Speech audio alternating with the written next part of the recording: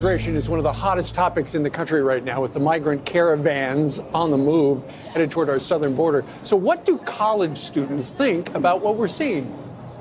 Campus Reform's Cabot Phillips traveled to Lock Haven University. It's in Pennsylvania. And he asked the question to all those college students, what do you think about the caravan? Watch this. I think we should let them in, give them a fair chance at a better life, because they're clearly coming over for a reason. I'm open to the idea of letting an influx of migrants come in, because I think it's diversity creates strength. I mean, I feel like it's not really that big of a problem. We stole this land anyway, and now we are just going to tell them that they can't come in here, and I think it's dumb to point at someone and tell them they don't have the same rights, even though we're all the exact same person. Lawrence Jones is the editor-in-chief of campusreform.org. So you paid Cabot to do that. So So let's talk about what the results are. I mean, do you feel a sense of compassion? Also, you need a sense of control of the border. Yeah, I mean, you can believe in both. And I think this is the indoctrination that we've been reporting on the Leadership Institute's Campus Reform, where these kids believe that if they are for safe borders, that they are somehow racist, that they're anti-immigrant. But that's not the case. You can believe in comprehensive immigration reform and still believe that we got to have a secure border. But in many of these colleges, they give special privileges to illegals. They give them in-state tuition. They give them special programs that other Americans on these college campuses don't get. We just reported on Marquette University actually sending students to the border to help with this caravan. This is stupid. But go ahead, Asa. That last student, she said, we stole this country, so we should let them in. That's absolutely inaccurate, first of all. If you know any country, there's wars. You go back and forth from the beginning of time. There's going to always be people fight it out for land. Sure. But this is, again, stuff that they're being taught on the college campus to be anti-American, essentially. But, Lawrence, this is something they have known their entire lives. I mean, we've had these laws out there the whole time they've been on this earth. Yeah, but look, there is a narrative on the college campus that says, forget the laws, have compassion. And that's just wrong. There's a lot of laws that I want to fix in this country that I don't agree with, but you got to let the system take its place. Get involved in the civil process. You don't get to just have anarchy. All right. Lawrence Jones, Campus Reform. Thank you very much for joining us. Appreciate y'all. All right. A final hour live from the Fox Plaza. We got Candace Owens, as you can see right there, with that blue hat. And you got David Bossie in the green tie. Can we go back?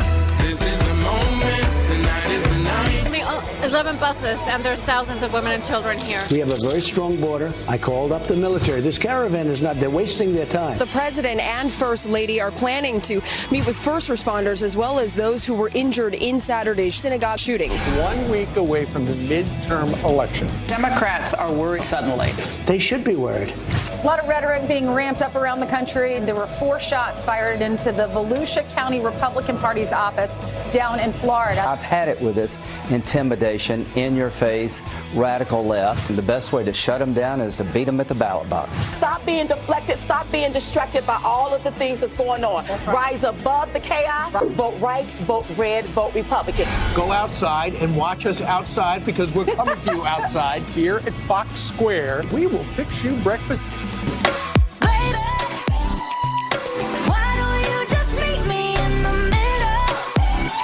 Wouldn't that be great as a country to meet in the middle? Because right now the middle is wide open. Nobody's in the middle. We're in our respective. I'm in the middle. That's nice to be everywhere. I think the idea of that song is, why don't you just meet us in the middle of Midtown Manhattan? It's Fox and Friends. You know, we started doing the diners 2 years ago, and because we are 1 week away from the midterm elections. 7 days away from the midterms. We've opened up Bob Evans Farms is fixing breakfast for all these folks. You like it, folks? Yay! Candace Owens is back there. We have all these Fox fans. We have David Bossie right there. Hey, David. Bossie. Welcome. So this is the diner segment. He just came out with his cookbook. So we're opening up to the breakfast section. Absolutely. Bob Evans Farms is behind you, making sausage and eggs. And then next week, in 7 days, we're going to be back out here. This is going to be the election headquarters. I'm excited about it. 7 days from now, I hope to be back. Right. So you're always welcome. I talk about the president today. He said, I want to wait for the right time. Tuesday is the right time to go to the synagogue and to go to the hospital after the shooting on Saturday. Sadly, the president's had some experience at this already. Well, that's what he wants to do. This is the place he wants to be, with the people, with the victims, with their families. He is as president, you're the consoler in chief. That's what you're part of your job description. And he does it so well. He cares about every single person, and you can see it when he's on the road. And, you know, he connects with folks, you know, very closely. Look, he knows what this is about because, you know, Jared Kushner, his son-in-law, his daughter is Jewish, his grandchildren are Jewish. It hits very close to home to this family, more so than anybody realizes. Yeah, he moved the embassy. He was the only president that stood at the wall and prayed. People are connecting him. Some people in our country are connecting him to the violence. Is that fair? No, it's outrageous. To have people who do that. Look, when you have issues like this, people need to come together and they need to ratchet down the rhetoric, not ramp it up. And so when this kind of off-kilter woman who said, you know, he's gotten more people energized than ISIS, radicalized than ISIS, that's an irresponsible statement, quite honestly, especially in this atmosphere. We need, as a country, to come together. This president wants to do that. That's what he has been trying to do since day one.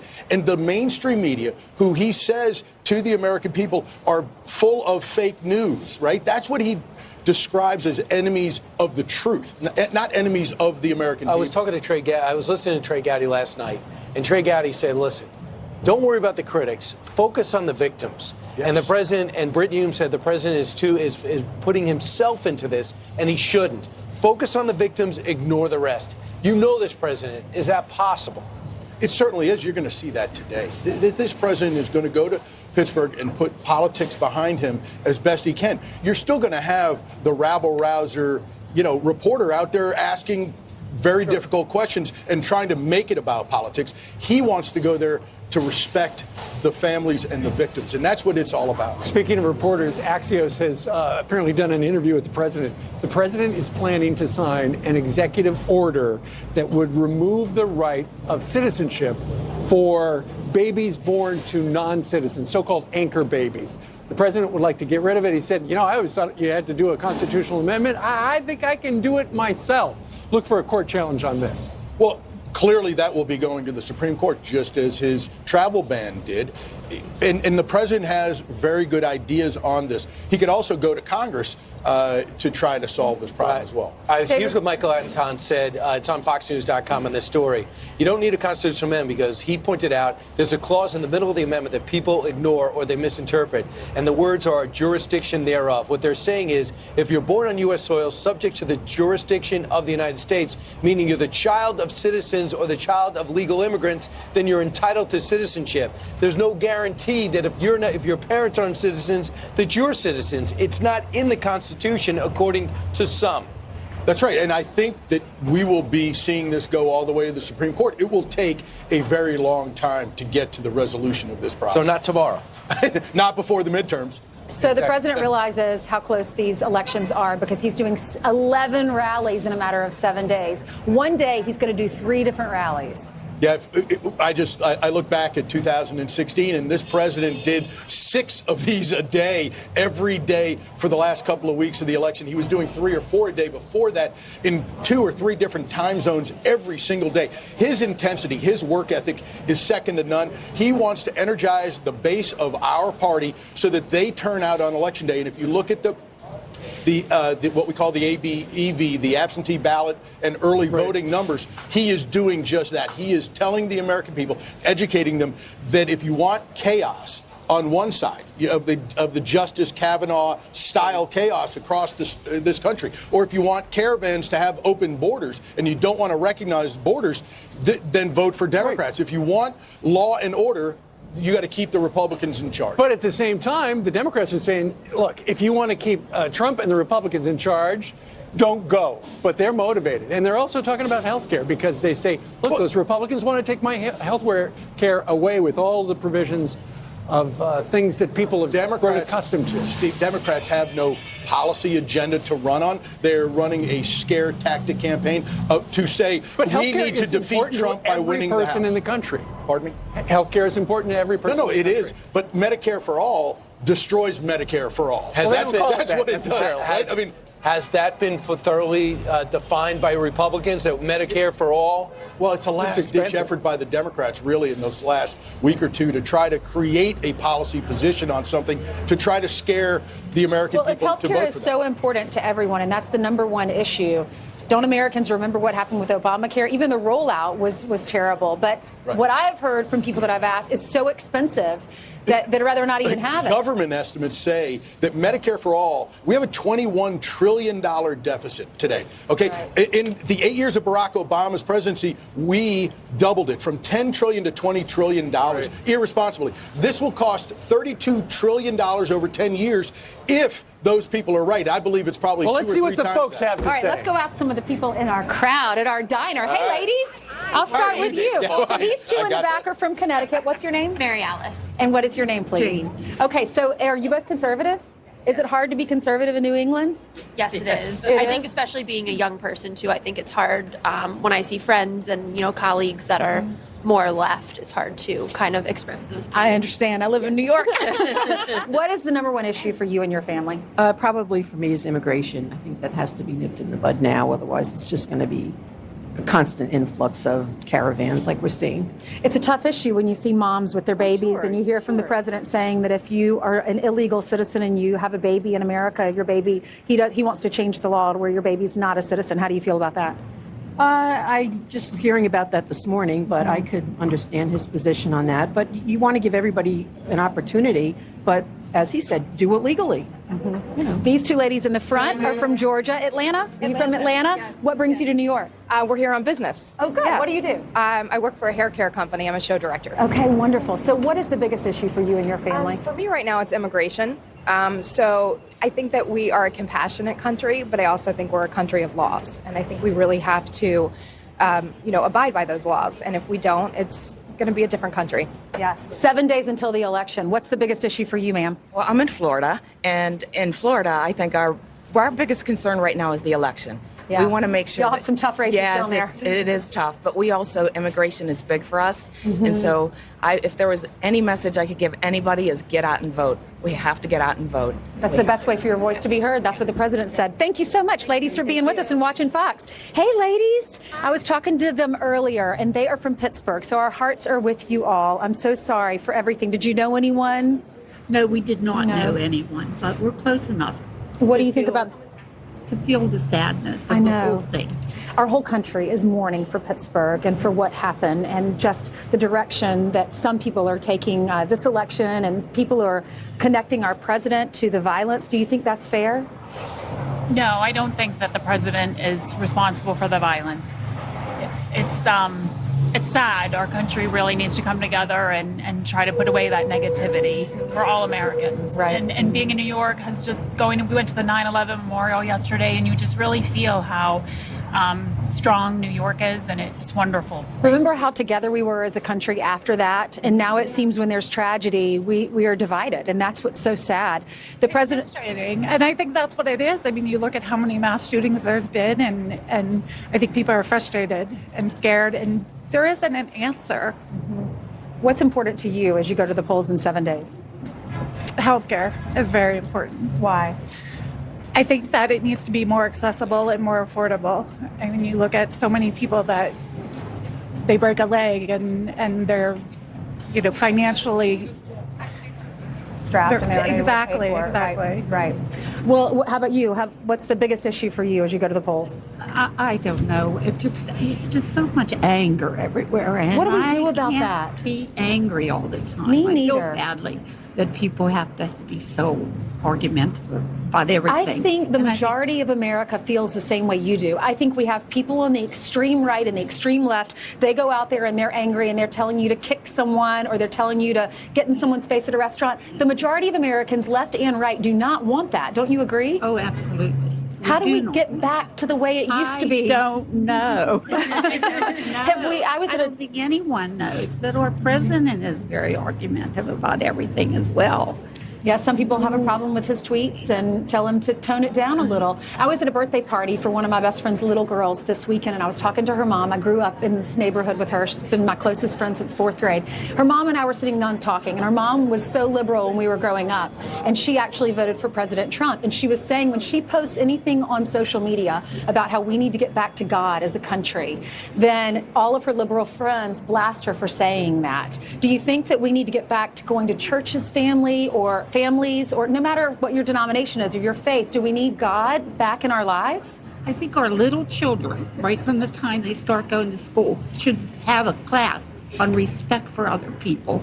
That's a great empathy, kindness. I think we need that, and compassion, absolutely. How about you? And definitely bring back the golden rule. You know, if you don't have something nice to say, then just smile and don't say anything. Treat others the way you want to And be treat treated. others. You're right. Ladies, thank you so much for being with us. Thank y'all all for being with us and watching Fox. We love y'all. Thank you. We love you. Thank you. Thank you. We have a huge show ahead. We're out here at the diner at Fox Square, so come on out, 47th and 6th Avenue if you're in the area. We have Laura Trump. We were writing each other last night. We're so excited she's going to be out here on the plaza with us or on the Fox Square. But first, Candace Owens, you love her. We know her well. She's going to be with us too. Stay with us.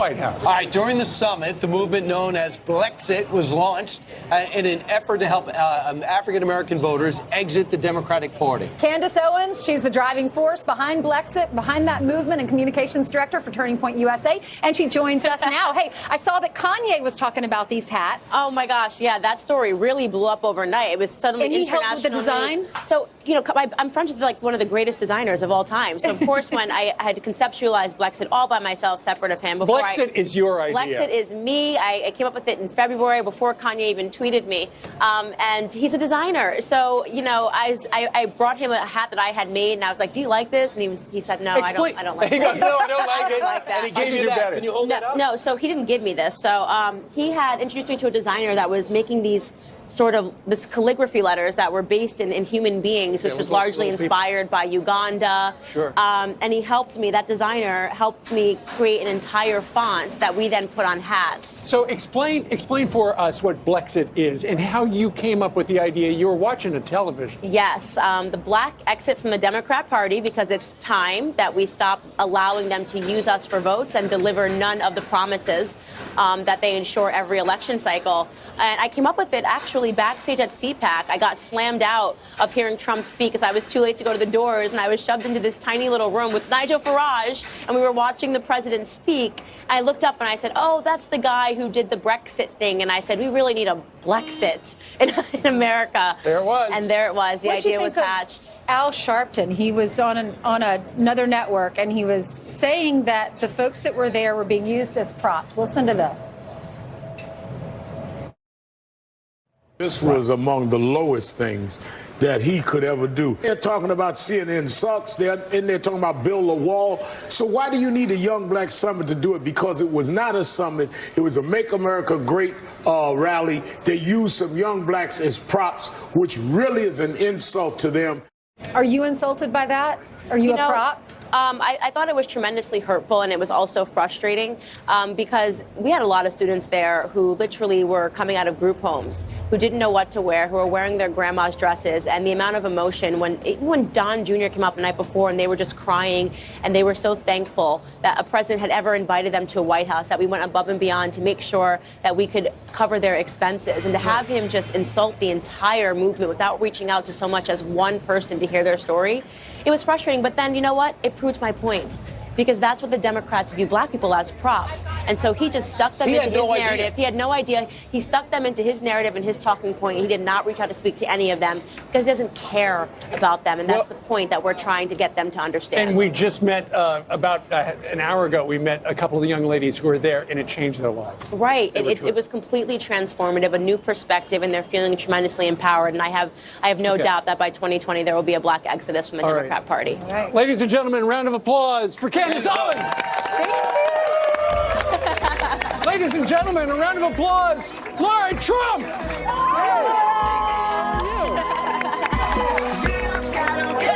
Good morning to you and welcome back. Time for some quick headlines now. Overnight, a killer, minutes from execution, cracks a joke in his final moments. Rodney Burgett saying, quote, "Sorry for the delay. I got caught in traffic," referencing the hours-long delay before his lethal injection. Burgett killed prison guard R.J. Johnson in 2011 during a failed escape at the South Dakota State Penitentiary. Do you remember the 5 Taliban prisoners the Obama administration traded for disgraced Army Sergeant Bo Bergdahl? Well, we just found out what they're up to now. The Taliban says they're working for the terror group's political office in Qatar and will be in on negotiations for peace in Afghanistan. Bergdahl was dishonorably discharged last year for abandoning his post in Afghanistan in 2009. Could Julian Assange be heading for America? A judge rejecting the WikiLeaks founder's request to loosen new rules put on him from the Ecuadorian embassy in London, where he lives. Assange claims the rules, like paying for his own internet, are a sign Ecuador is trying to end his asylum and hand him over to the U.S. He took refuge at the embassy 6 years ago. Let's look at your headlines. Send it back to you guys. Who knew he had to pay for his own internet? All right. Thanks, Thank Jillian. you, Jillian. Well, only one more week to go, guys, until the midterms, and President Trump's campaign launching a powerful new ad. Watch this. When I look at the way things are, it reminds me how far we've come. These numbers, they are depressingly weak. The economy is growing even more slowly than we thought. But things are starting to change. There's more opportunity and security to invest in the ones that matter. This could all go away if we don't remember what we came from. Well, President Trump's daughter-in-law, Laura Trump, also serves as a campaign advisor, and she joins us right now live in front of the Fox News World headquarters, Fox Square. Hey, Laura. Good to have you. Thanks. I'm so happy to be here with you guys. Thanks for having me. Yeah, we're serious. We're outdoors. You didn't think we were serious No, at first. we are outdoors. Yeah. So, Larry, you just got off the road, right? You got in at 1 in the morning. What have you been doing? I am technically still on the road because I'm going to Georgia as soon as I'm done here today. I was in Nevada yesterday. I'm going to Florida, West Virginia. I've been in Ohio. I've been in Missouri. I feel like I've been everywhere. But listen, we want to leave nothing on the table. 7 days from now, we have a very critical midterm election.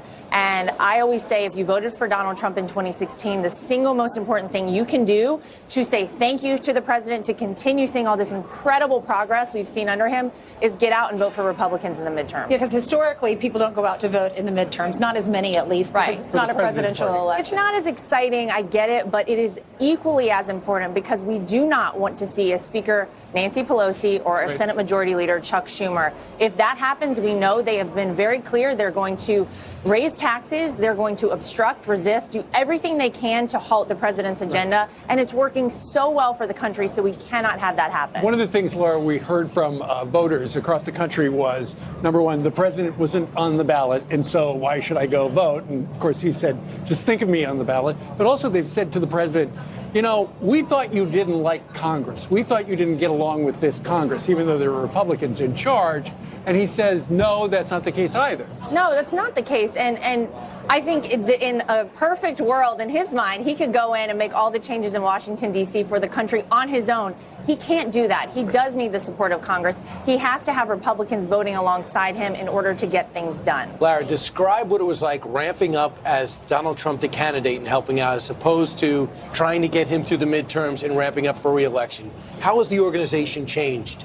Well, I have to tell you, he's equally as excited to get out on the road. If it were up to the president, I think he would be campaigning 7 days a week, like 5 or 6 rallies a day like he's used to. But listen, it is a little bit different because he is not the one on the ballot. And we are able to divide and conquer like we did before. My husband, Eric, is in Wisconsin today. I'm going to Georgia. Don's all over the place.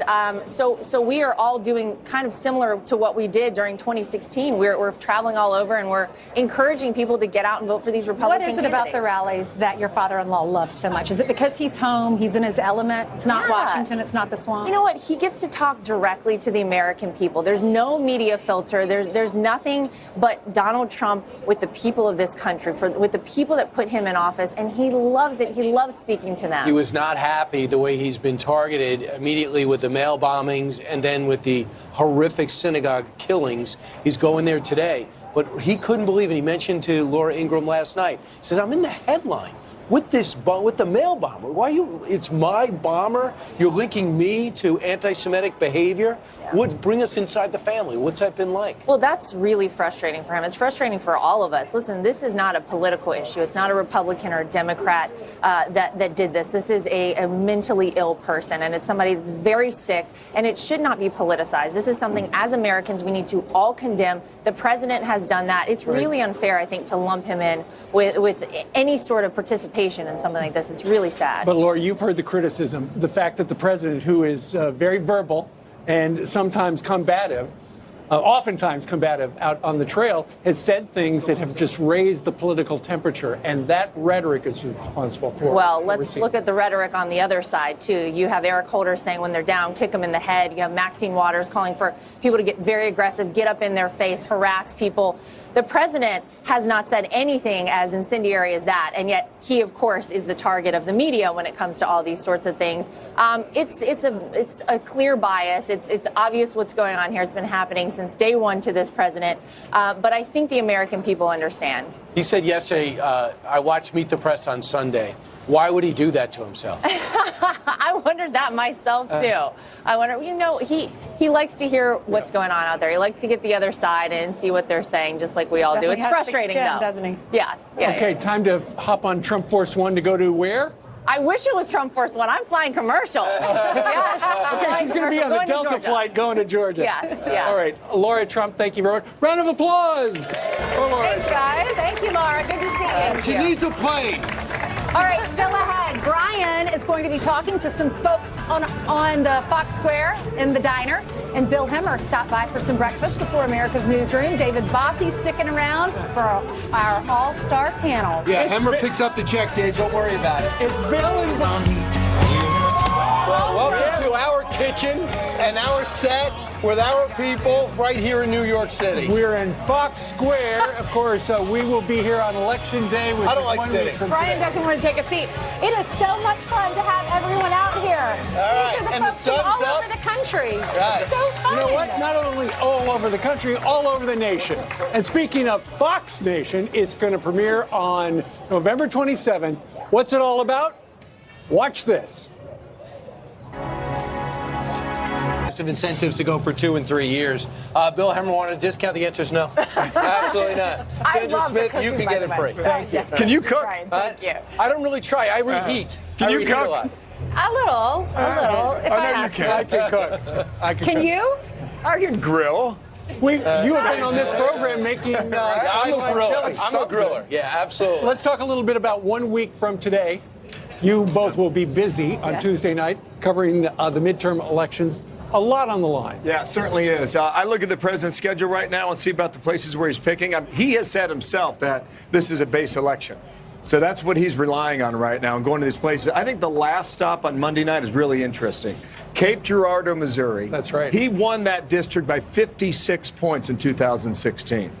So if he really believes this is a base election and that's what this is going to decide upon, it's pretty smart strategy. That's the to home take district of places. Rush Limbaugh. Yes. Correct. And he's he going wants to to get a West Bank. Senate. He wants to get a Senate seat there.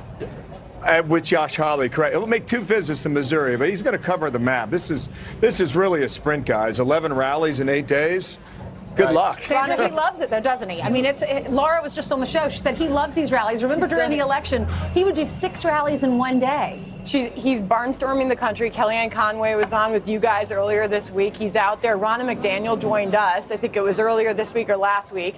And she said, I wish I could clone him. I want him everywhere. Because I asked her, where do you want the president to focus? Everywhere. Everywhere is in play. What's so interesting is because Bill Clinton was told, come off the road. You're not helping us in the midterms. Barack Obama has not been effective in the midterms at all. And this president's nationalized it. Here's Senator McCaskill. She's desperate to hold a seat by taking on Democrats. Now she decides she wants to be a moderate. Watch. I would not call my colleagues crazy, but Elizabeth Warren sure went after me when I advocated tooling back some of the regulations for small banks and credit unions. I certainly disagree with Bernie Sanders on a bunch of stuff, so I'm not afraid.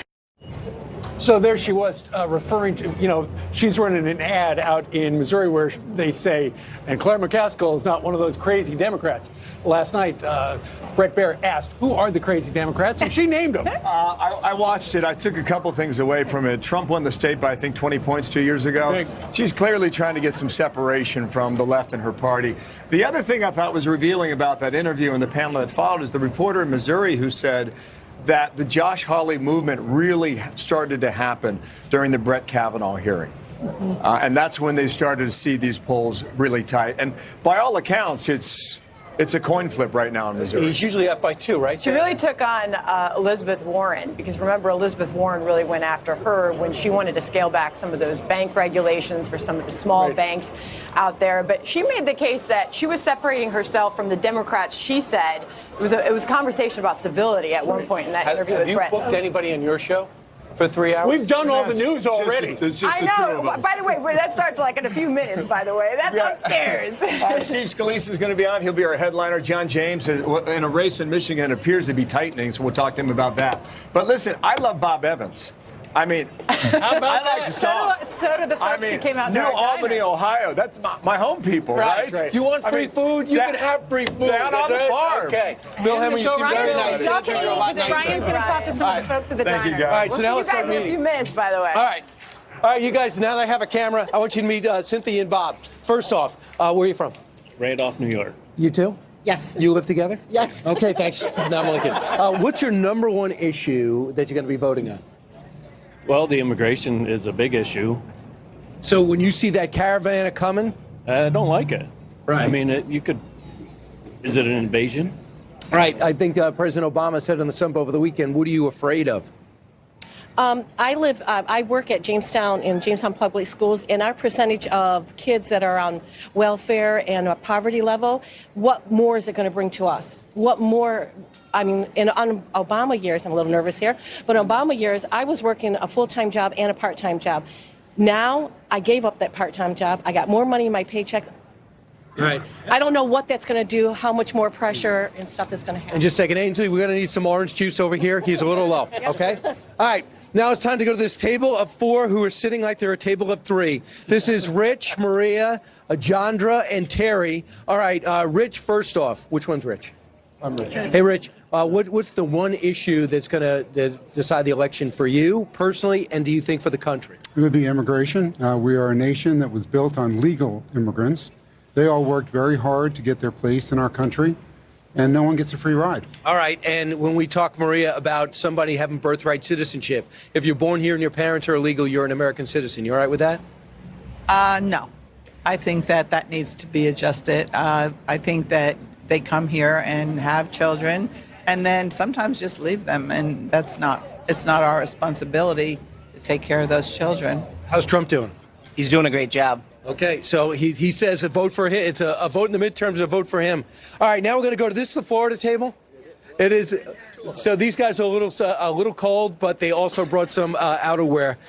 This is Walt, Lisa, and you're Lisa. All right, Lisa, number one issue for you. Immigration and the economy, tax cuts. Yeah, citizen tax cuts. Yeah. And what about you? Immigration for sure. Why? Tired of taking care of a lot of people that haven't come the legal way. In Florida, you guys are going to side a lot with the governorship, the Senate race. Why is it so close? Your governor seems to have been successful, and Senator Nelson and he are in a dead heat. I don't know why it's flipped upside down. Florida's pretty conservative usually, and our county in particular is. Ron DeSantis was our congressman. Don't see so many ads for him. I see a lot of Andrew Gillum ads. Yeah, Gillum might actually be more organized. Hey, thanks so much. Give yourselves a round of applause. Brian. All right. Thank you very much. Hey, by the way, still ahead, Scott Adams at border. That's right. Griff Jenkins is embedded with them, and he joins us live. Griff? Guys, we're riding with the Oaxaca Municipal Police right now so you can get a sight of really how big this caravan is. They're on top of this bridge in Niltepec because they want to catch rides to keep going. This is about a mile long all the way up there. 18-wheelers, oil tankers, buses as people try and make their way towards America, completely not deterred in any way by President Trump saying he's putting 5,200 troops on the border, or the fact that he says that he may change even birthright citizenship. And what's even more, guys, is that not one, but two more caravans have been inspired by the success in advance of this one. There is a large group battling on the Guatemala-Mexico border now with police trying to cross a river there, much like this one did, and a third one down in El Salvador making its way up to the Guatemala-Mexico border. They're going to join them. If you add those two together, they're a few thousand in numbers too. So it would appear this seems to be growing at this point, guys. Wow. So the numbers are growing. They're not being deflected.